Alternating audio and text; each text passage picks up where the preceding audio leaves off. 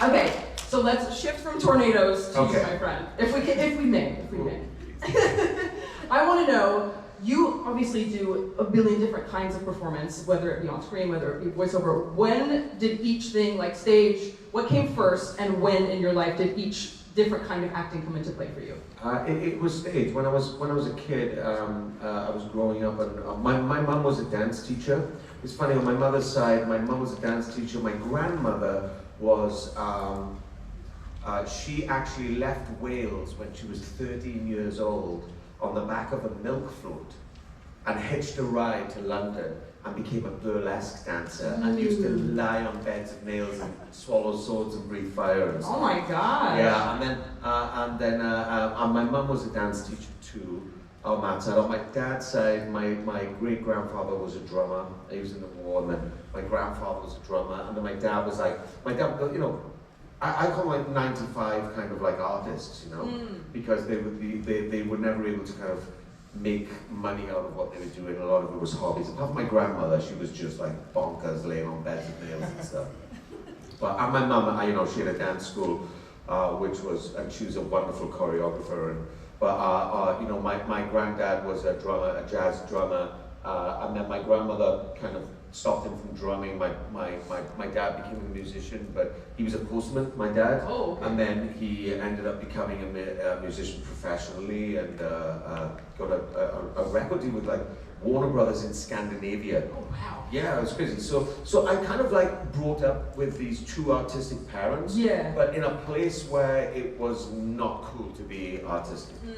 You know, and it's funny because my parents managed to make a living out of what they did, but you know, it was different to what all the other kids in school did. You know, there was manual labor, bricklayers, electricians, plumbers, and all those things, right? Which are wonderful things. But and I always wanted to like be an actor, but you couldn't really do that. You know, like it was frowned upon. You know, so but when I was younger, before I went to secondary school, I did some like I used to dance a little bit with my mom, and then I played Gavroche in the musical. Oh yes! Oh my God, cute. Okay. Yeah, and I loved it. And then when I went to secondary school, the peer pressure was too much.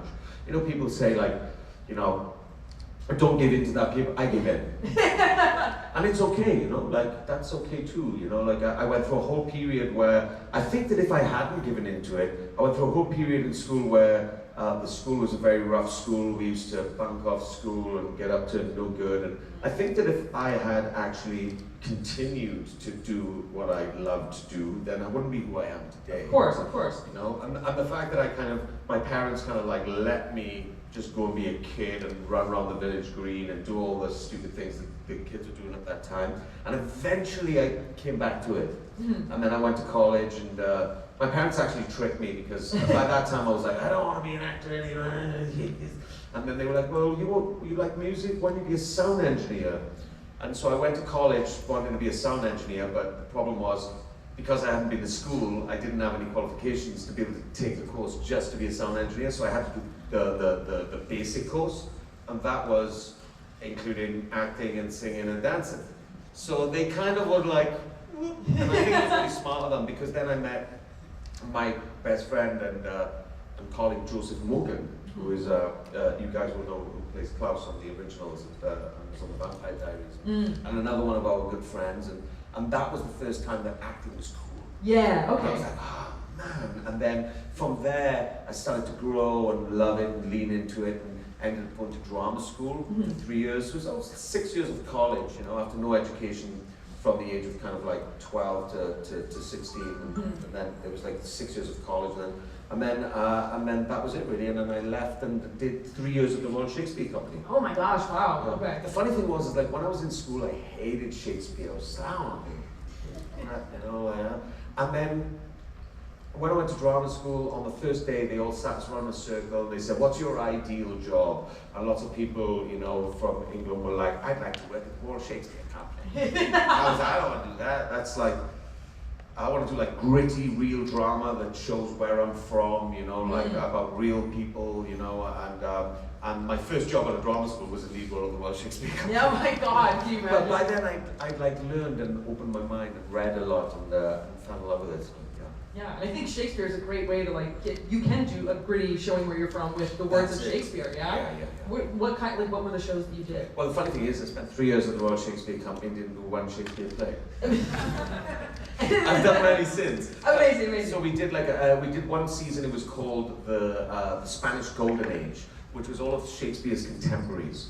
So they were playwrights like Tiso de Molina, Lope de Vega, Caldron, all of these Spanish playwrights that were writing at the same time as Shakespeare. Oh, okay. So the verse was very different, but then they were translated into English. Got it. And then we took them to Spain to do in the Teatro Español in the middle of Madrid, oh my which was God. just like the biggest, wildest trip in the world. Yeah, holy moly. And the play that I did the lead role in was a play by a guy who was a monk. His name was Tiso de Molina.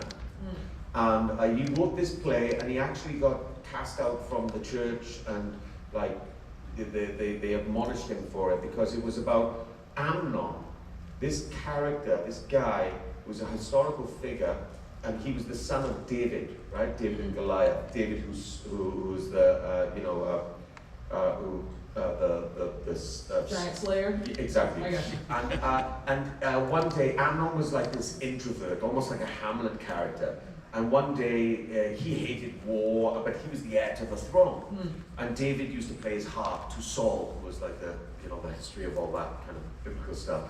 And one day, David had a harem full of women. And Amnon was this introvert, and one day he snuck into his father's harem where all of his father's women were, and he fell in love with a voice.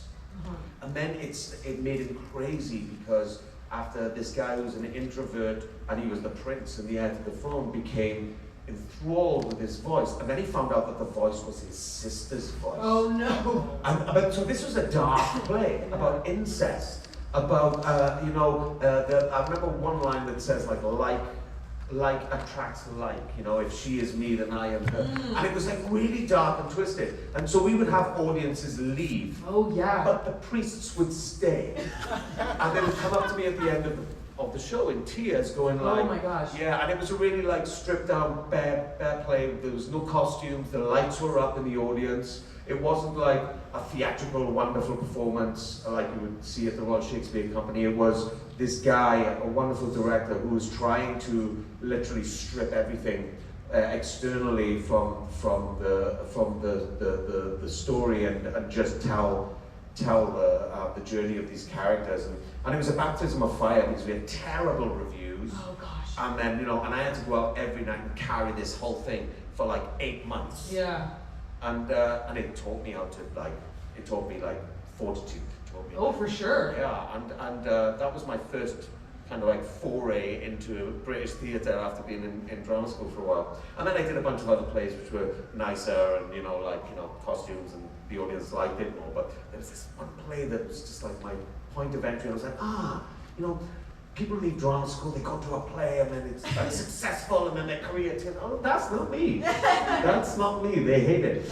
But then a lot of people loved it. And the one thing I learned from that experience was it's better for people to either love it and hate it, rather than just like, it was okay. Right, absolutely. There's something about that then, okay, you're doing something. Mm-hmm. You're doing something. There's some sort of passion being met with this. Yeah. So, anyway, it's a long answer to your question. No, I love it. We're here to listen to you. When did on-camera stuff start coming into play for you? And how did you... Actually, it was before that. So when I was in drama school, I got the job, I did a movie called Layer Cake with Daniel Craig. Mm-hmm. And Matthew Vaughn, who did all the great movies with Taron Egerton, all what are they called? The Gentleman, and not The Gentleman, that's Guy Ritchie. What is his movies, Matthew Vaughn? He's done a bunch of movies anyway, and he's great. So he was like Guy Ritchie's producer when Guy Ritchie started out, and then he had written this movie, but Guy Ritchie couldn't direct it, so he decided to direct it himself. And Daniel Craig was the lead. It's called The Layer Cake, and it was my first job, and I was in drama school, and I got the audition, and I got the job, and it was to play Junkie. And I was like, great, okay. So I did that job, but the drama school wouldn't release me to go and do it, because we were doing like our last play, which was our showcase to all the agents. And they were like, you're not allowed to leave. And I'd already got an agent. Oh my God. So I can remember my agent turn around going like, oh, darling, why the hell, what the purpose of you being in drama school is to do the job, and this is a real job, you know? So I ended up like saying, well, I'm either going to leave to do this job, or I will go do the job and I will stay. And they said, go do the job and you'll stay. And that was my first movie that I ever did. And it was a great experience because we did a rehearsal, and you don't really get that much with film or television, especially now. And Daniel Craig was in the room, and this was before he was James Bond, you know, and working the scene with me and the other actor. And it was only a small scene, but for me it was like, wow. It's like a masterclass, yeah, absolutely. And it was really cool the way that he was with us as really young actors, and Matthew Vaughn was awesome. And then I did another movie straight out of that called Red Light Runners. Nobody has ever seen this movie. I bet there's somebody out there. Someone's gonna come to your table someday. They're not allowed. They're not allowed. Because the producers were crooks and they got locked up. Oh, just okay, never mind. The insurance company took all the footage. So it was with Harvey Keitel, Michael Madsen, Cillian Murphy was in it when he was younger as well. And I was playing like Harvey Keitel's eyes and ears on the streets of London. So he was like this character who was playing, he was like a gangster disguised as a priest in London. And I was like a homeless guy who was like his eyes and ears on the street. And it was a really cool movie. And we shot like 2/3 of the movie, and I got a call from my agent saying they shut it down, and like the producers were arrested or something, and the insurance company took the footage. So I was like, can I get my scenes with Harvey Keitel? For my reel, please. Yeah, exactly, and they wouldn't release it. Oh man! And it was from then when I went into the theatre, and I spent like three years in the theatre.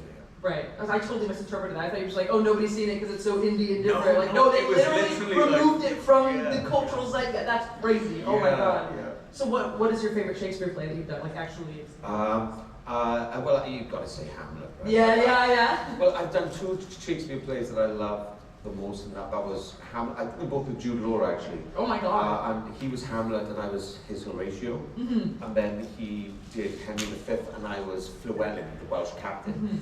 And I love both of those experiences. But I worked with the director before. He was the artistic director of the Donmar Warehouse in London, Michael Grandage, who's a wonderful director. And those 2 jobs were just like absolutely wonderful. And I learned so much of Jude, you know. I didn't really know much about him apart from seeing him on the screen of him being this gorgeous movie star, you know. But then, you know, like learning who he was as a human being, as an actor, it just like really taught me a lot. And another person I worked with who I really learned a lot of was Forrest Whitaker when I did Criminal Minds.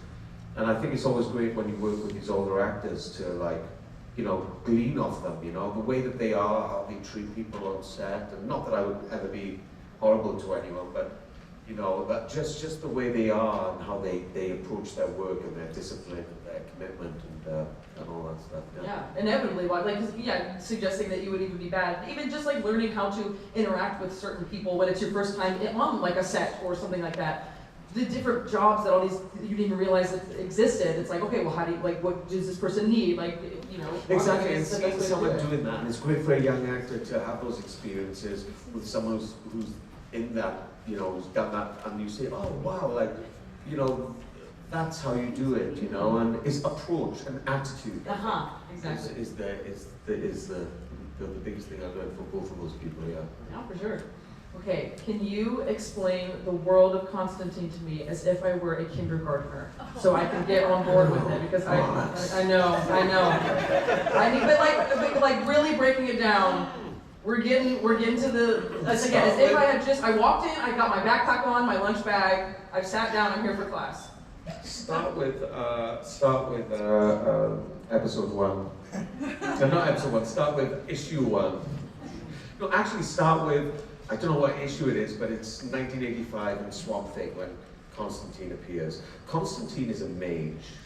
Okay. A mage is someone who's mastered the art of being a king. Who knows everything about magic. Yes. And you know, when you used to do interviews on stuff, you know, you'd have like your sound. Right, your little bit, right, for sure. But like, it's you guys who know Constantine, like, it's so much more than that. I really do feel that he's like one of the best literary characters, like of an era.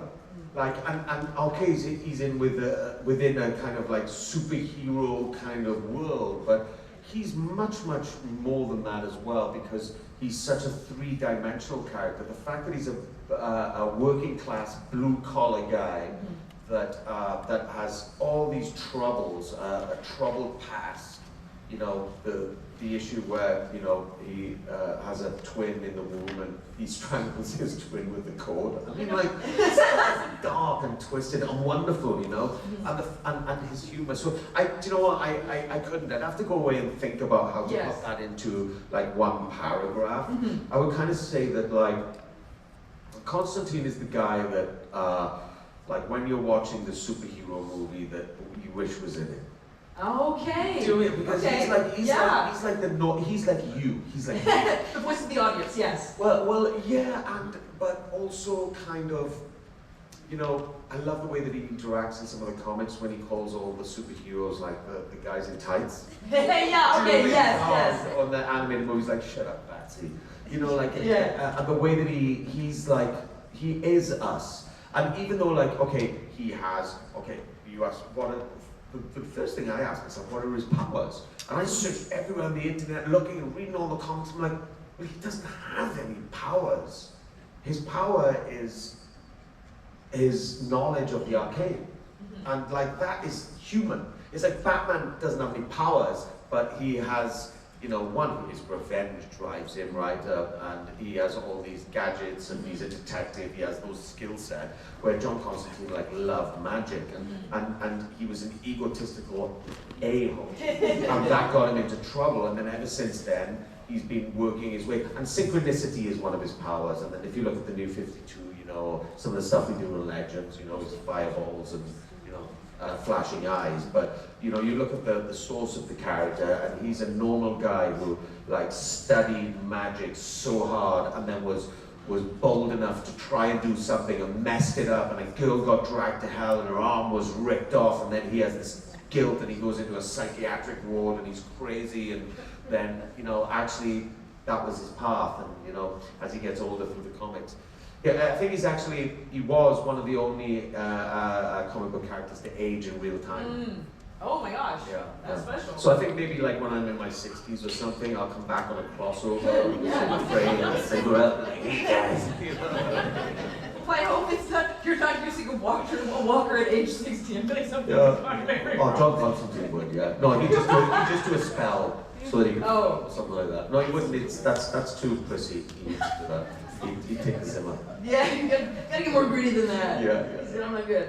Just a reminder, friends, if you want to come up at any time and ask questions, we're just chatting up here, so please at any time. And I say that is a good question, because I've not thought about that to kind of describe the character, what he is in the world in such a kind of compact way. Because for me, it's so kind of three-dimensional and multifaceted that it's hard to kind of just, you know, lay that out, but it's a good question. It's maybe think about it now. Yeah. So maybe when I meet you next year, I'll have an answer. It's all good. Take as much time as you need to write. Because again, if you spend that much time, you get an email from me like 6 months later. Oh my God, this guy's crazy. No, I would open my laptop and be like, put my glasses on, and be like, okay, cool. That's sick. No, I love that. Hi, friends. Hi. Hey, Constantine. Do you have any upcoming projects? I'm actually looking at something at the moment, but I don't know if it's going to happen, so I can't say anything about it, but possibly. Keep on the lookout.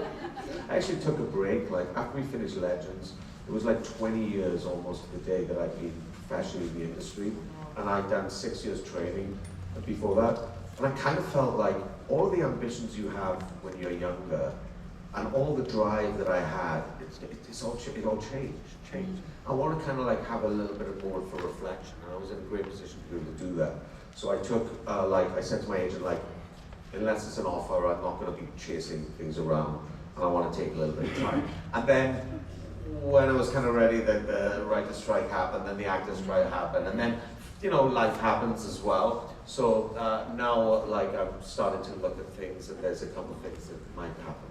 We'll see. Exciting. I'm proud of you for doing some self-care. That's good. You know, like, the one thing is, as well, is you can get caught up in the one thing that you're doing, and I think that the most important thing for me is like to be a human being Absolutely, as well. absolutely. And I think as acting, you're like us all, right? Our parents get old, family matters. I'm always chasing around the world, going to all these different places, and I'm like, I haven't seen much.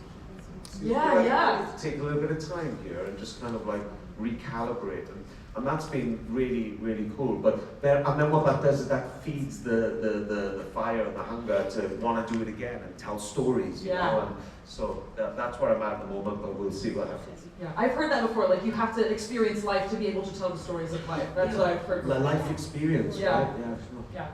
Thanks so much wherever you went. Thank you. Hi, friend. Hi.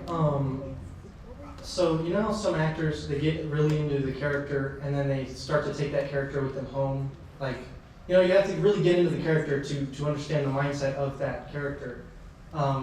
Were there any characters that were just so profound that you said, even after this is done, I'm going to keep this personality trait with me for the rest of my life because it's like that profound, that beneficial to being human?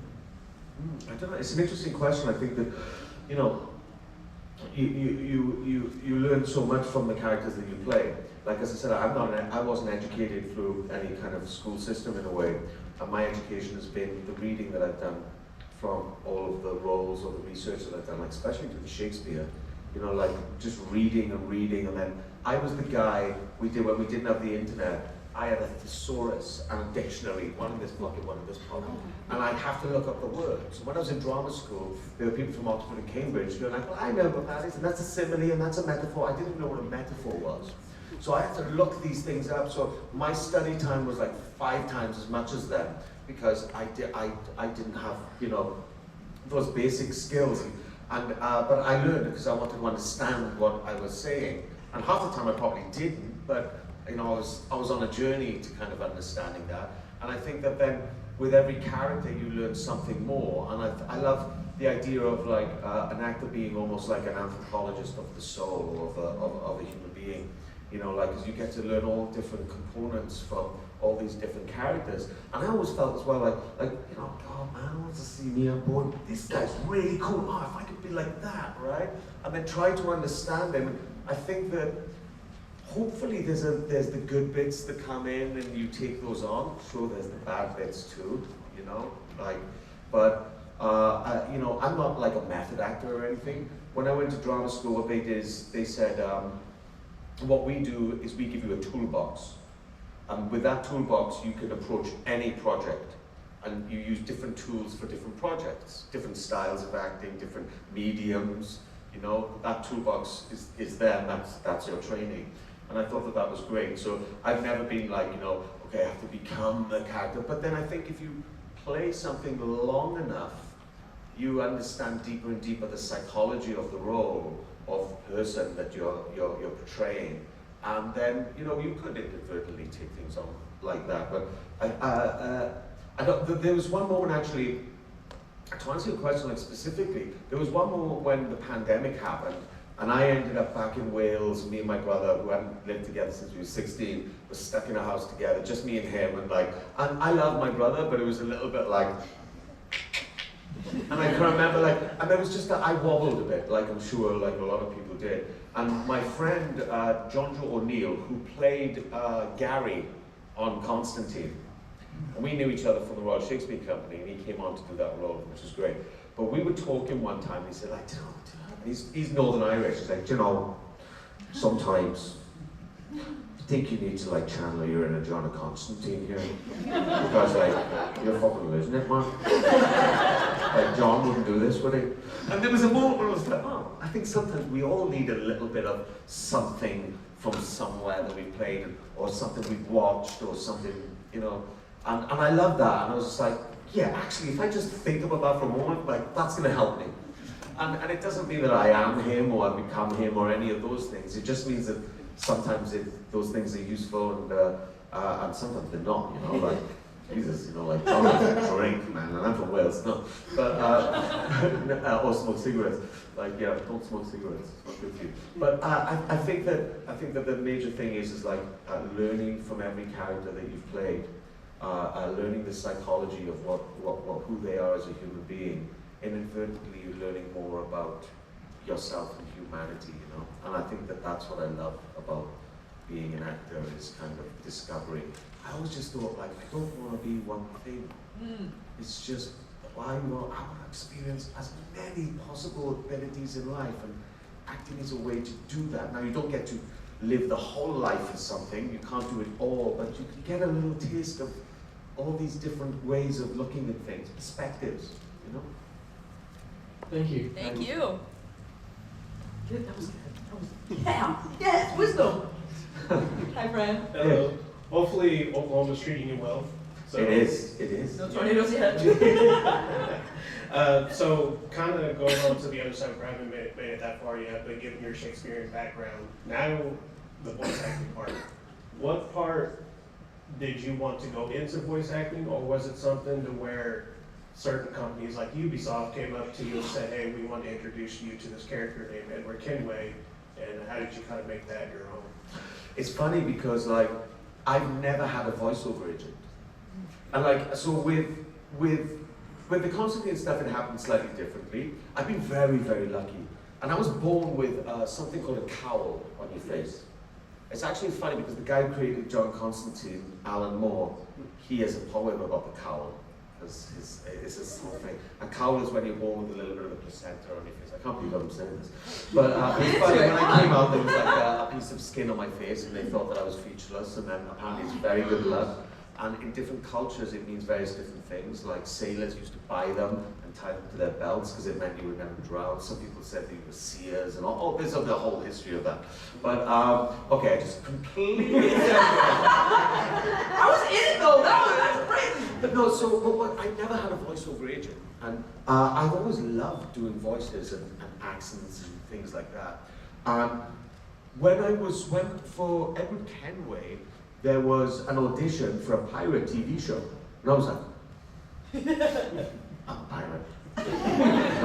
No, I'm the pirate. I am a pirate. You know, I'm from Wales. I'm a pirate. I didn't go to school. I'm like, I'm a guy. You know? And what's funny is, like, so they didn't tell me it was a video game for the first meeting, and I did the meeting, and they liked it, and then my agent called me and said, listen, okay, so they want to see you again, but look, you've got to know, this isn't a TV show. This is a video game, and it's called Assassin's Creed. And me and my friends were saying, oh my God, I've been playing Assassin's Creed 1 like this. I was like, okay, that's great. And at the time, it's a funny thing because now everybody does everything as an actor, right? It was a time when movie stars didn't do television, like you didn't do like commercials or endorsements, you know, like you didn't do like voices for video games in that way. They were voice actors, they were stage actors, it was all very different. And I was like, that's great, I'm totally up for that, you know? And so I went back in and I met for it again. And the character was originally from the north of England. So he had more of a constant as, all right, from the north. All right, my name's Edward Kenway. More like, all right, mate, how you doing? A little bit Constantine-y, like Constantine's a mix of various things, but he's more from the north. And then, so I booked the job, and I go over to Montreal, where they're doing all the motion capture, and the guys are like, oh, you sound different. I'm like, yeah, I'm an actor, you know, like, different accents. And they're like, oh, your voice is great, like, where are you from?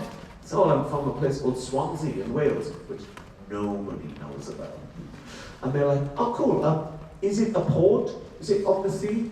I was like, yeah. They're like, oh, we'll make it from there then. And I was like, oh my God. I just put my, like, hometown city on the map. Yes! And they made Edward Kenway from Swansea. And it was just like, wow. It was amazing. And I loved doing the motion capture. And I haven't done any since. I would love to do more. And with the voice stuff, because I play Constantine, they then said, hey, listen, do you want to do this? And then actually, I finished playing Constantine, and there's a whole story about that journey as well, but I finished playing Constantine, they say, come and do the voice, you know, the voice for City of Demons, I think it was Constantine, City of Demons, the movie. And I loved it, you know? But I've never had a voiceover agent, so a bunch of my friends have always been like, so who's your voiceover agent? I've never had one, like, well, I should probably get one. But so the stuff that I've done in the voice work has been inadvertently come to me in a way. And sometimes that's the most wonderful thing. Thank you. Thank you. Welcome back, our tornado friend. Hi. So I really love it whenever you play John Constantine. I was just wondering if his character actually came into our world, how would you react? Like if you guys met each other. Well, he is in the world, isn't he? You know the story about Alan Moore meeting John Constantine in the pub. And I think it was one of the other writers or someone who said, like, there was one day I was sitting in a pub in the UK on a rainy day having a beer, and there was a guy who looked at me very strange. I was like, that's John. I don't know if I've had an experience like that because I basically blocked it out. But there was a moment when I got the job, I wanted to, before we started, okay, you do the pilot, right? Which basically you get the job, 2 weeks later you shoot the pilot. So I had very little information. I was reading as much as I could. And then I was like, shit, there's 300 issues of just the Hellblazer. So I think I'll read that in like a week. So I did as much as I could. And David Esquire, Daniel Soron, the producers, gave me Dangerous Habits and was like, read this one. And then afterwards, we were waiting to see if the show got picked up by the network to go to series. And in the meantime, I was reading. I was reading them as fast as I could, you know. And then all the way up to shooting, I was reading them, but I hadn't finished. And I wanted to have finished them before I started. That was just not humanly possible. So I was reading as I was going. And there was, and if I ever felt lost on set, I'd always have a comic and I could look at a panel and go like, oh, because they're so physical, like the panels, you know, like it could just give me the physicality of the character. And I could just like, or I had a little black book that I carried around with me, and of all the comics, I would take the lines that I loved, or the little phrases like, oh bollocks, oh well, that's common. But like, I'd take those and I'd put them into the book, and then I'd carry them around with me, and if any there was a room to improvise, I would always try to drop something in from the comic, something that was kind of like, you know, true to that source, because that's what we were trying to do. And as we were going along, we were working like 14-hour days. I'd never done like, I've been a lead role on a television. I'd done lead roles in plays, but that's a very different ballgame. And I'd never done it on a TV show. It was 14 hours on camera. And then you drive yourself there and you drive yourself home. So I used to have to call my mum and dad, because they were in the UK, we were in Atlanta, and I called them to talk to me while I drove home, because I was like falling asleep. And during that time, when I went home or whenever I could, I was reading the comics. And some of those, if you guys have read them, some of them can get very dark, wonderfully dark, and like, I think that in parenthesis, that's where the humor comes from for me with John. It's not slapstick, it's because something dark is going on. It's like, all right, man, have it. Do you know what I mean? And it's like, it's dryness there. But I would be like reading these things before I went to bed, and I started to have like nightmares. You know, because you would. Well, if you, whatever you think about all day, you know, you start like, and I was like, okay, I have to like, you know, be a functionable actor to be able to do this. So kind of like slow that down a little bit. Read them in the morning, but you know, don't read them at night. So yeah, I don't know if that answers your question. I went on another tangent. It's alright. And also, so you're from Wales, correct? Correct. Is your family, so they're still over there and stuff? Yeah. Is your grandmother still with us, still alive? Yes. How old is she, if you know? One is 90 and one is 88. I actually, my great grandmother, she actually was born in London, England, in a village, and sadly she passed away about 2 years ago. She died about 102, I believe. Wow! Oh my So gosh. I just wanted to know that, because since you were talking about that, I'm like, I wonder if there is not hereditary or not, or it's just a culture thing. I don't know. One of my grandmothers still smokes cigarettes. She's in the Whoa. hospital. Oh my gosh. It's crazy. Hey, one more time, give it up for Rihanna, let's go! All right, my friends, we are running a little bit short on time, so these will be our last two, and we're gonna try and power through them as if we can, all I'll right? try and answer quickly if not. You're good, you're good. We literally got like a countdown timer right here. It's full disclosure of me being so candid, so we got you. The TV show 24. Jack Bauer's in the room. Go ahead, my friend. Hi, I'm Matthew. I just want to say, yeah, your voice is definitely who I hear when I read the comics for Constantine now. And I thought you just did a great job of imbuing his different sense of reality. I don't know if that's him being a mage or being from Britain, but I'm curious, when your tenure as Constantine ended on Legends of Tomorrow, how much input you had on the next character you ended up playing on the same show. You know what? That was the most wonderful thing that happened actually. When we found out kind of after the first few episodes of season 6 of Constantine that we couldn't use the character anymore, and then I spoke to the producers and they said, look, you know, we don't think this is fair because there's a multiverse thing that everyone has, and we wanted to fight. I was like, do you know what? Like, if this is the way it's going, this is the way it's going. You got to kind of like go with the flow, right? If he comes back, he'll come back. He kept on coming back for 10 years. You know, after 13 episodes of a television show, I ended up playing him for nearly 10 years in various different mediums. So I was kind of like, okay, if that's the way it's going, it's fine. My time on this show has ended. That's sad, but okay, I'll move on. And then they were like, you want to stay? I was like, what? Like, only on Legends of Tomorrow can you like stay and be another character. So okay, they were just like, yeah, just, you know, we'll figure something out. Like, okay, like we'll make something up. And so we went into the break of the show, our hiatus, and didn't really speak to anyone that much about it. Just kind of, I knew where he needed to be, like the complete opposite to John, physically, emotionally. He also needed to be a character that served the team.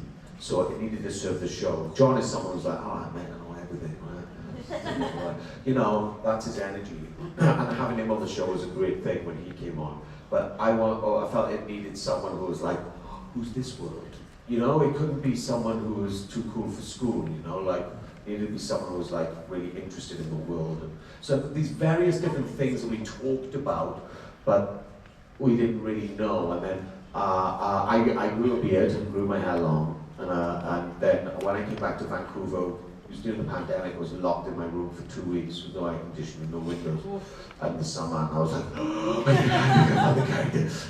And I remember speaking to the guys who were like, okay, like, so he's going to be gay, and he's from 1925, and I was like, okay, so I created all these ideas of what I wanted him to be, and the wonderful thing about all those producers on the show, they trusted you, they trusted the actors, and Phil Klemmer and Keto Shumzi, like, they trusted me, you know, like, they knew I was going to do something, bring something. There were certain things that they needed, like for the character to serve the other legends, and there was a moment when they said that this character's going to be gay. I was like, okay, right, okay, obviously that fits the demographic of the show, what you need for the audience. I was like, oh wait there, he's from 1925.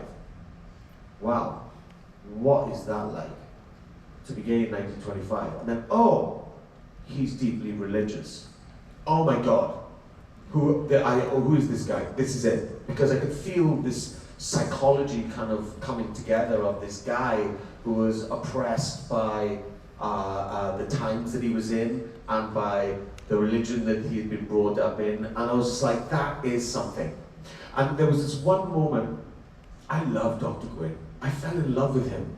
He happened. I don't know how he happened. He happened. And he happened through an organic process of the producers and me, a freedom and guidance and all of those things. There was a moment when I was on set, and there's a scene with me and Jess, and she says, oh, Gwyn, it's okay for you to be who you are. You know, no one judges you. And Gwyn turns around and says, it doesn't matter about me. It matters about God, what he thinks of me. And there was a moment where, like, I was breaking my heart as a person. I could see Jess was. And after that, after we shot that scene, I was just like, wow, this is like, really like, real human stuff, you know? Like, it was wonderful. I love Legends for that, because you could have a demon unicorn ripping off a nipple, and then you've got this wonderful human stuff in the middle of it too. And And then the boom operator, the guy who operated the boom, who I'd known for like 4 seasons, was in tears, and he came over to me and said, "That's me." He said that, like, my husband, we just married, he said, we fought because I come from a deeply religious family, and we were like, and I was just like, and I fell in love with Gwyn even more, you know? And I just love that there's moments like that, and I think there was a trust between myself and the producers and the showrunners to kind of find something that would work within this. And there was no ego, you know? I didn't want to bring another John Constantine. John is John, and I love John, but with Gwyn, it was ours, you know, we created it. It was a wonderful thing. Thank you so much, friend. Thanks. All right, if it is possible, can we get through your question very fast? Is it possible? Yeah, because we're over time. I always Maybe not. I was Okay. just going to ask if there were any like episodes or story arcs from within the time of the Arrowverse that just stood out as being particularly memorable to So you. I love doing the crossover with Tom Ellis. When Mark Guggenheim came on set, and he was talking about the crossover, and I'd never done one, and he went, "Oh, read this scene." And I was like, bro.